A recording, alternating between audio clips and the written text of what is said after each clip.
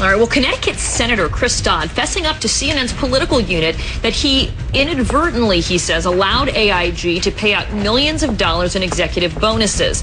Chris Dodd now admits that he agreed to weaken an executive pay provision in the economic stimulus, but he says he was completely unaware of AIG's plans to award $165 million in bonuses. Dodd says he made the change because the Obama administration asked for it. President Obama addressed the AIG bonus backlash at a town hall meeting in California on Wednesday and said that the buck stops with him.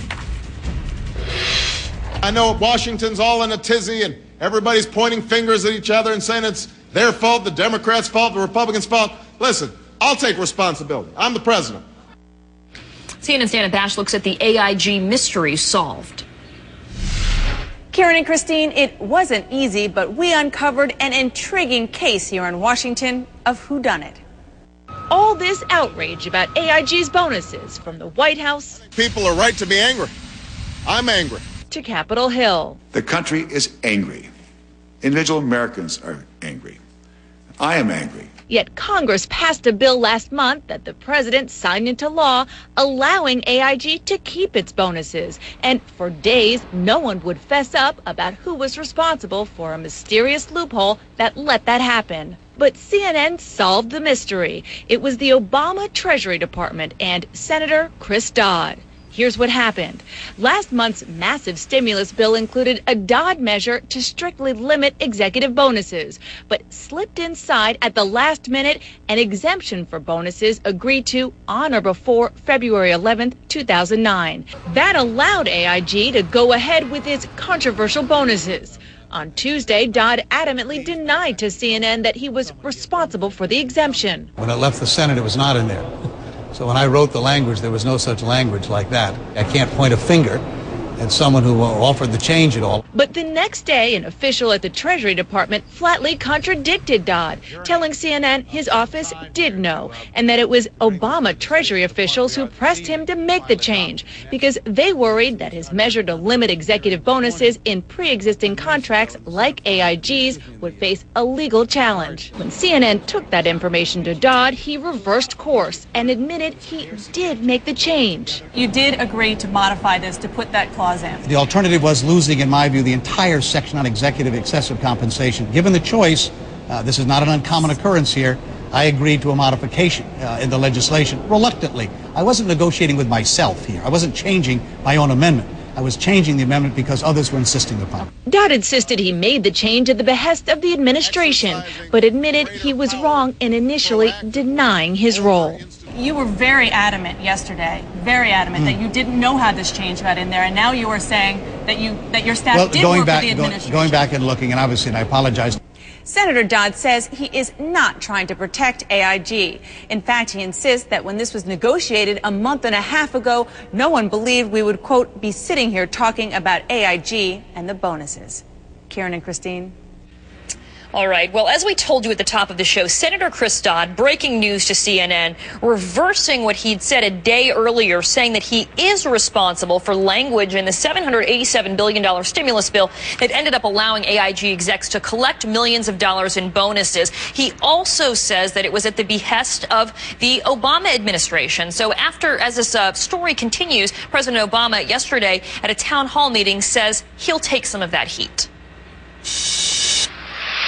For everybody in Washington who's busy scrambling, trying to figure out how to blame somebody else, just go ahead and talk to me. Because it's my job to make sure that we fix these messes, even if I don't make them. All right, so let's bring in our senior political correspondent, Candy Crowley. She's live in Washington for us. Okay, well, let's just first get to the Christopher Dodd situation. I mean, that was basically really hard reporting on the part of you guys in the political unit. He changed his tune from a day ago, saying he knew nothing about how it mysteriously vanished from this bill. What gives? Well, listen, I mean, the generous interpretation here is that a lot of this stuff is done on the staff level, and perhaps it is feasible that his staff worked this out, that it didn't, really register with him. And the other way to look at it is nobody wants to take the blame for something that is so crystallized the public's thought about what has happened to kind of bring this economy down. So you can look at it either way or somewhere in between.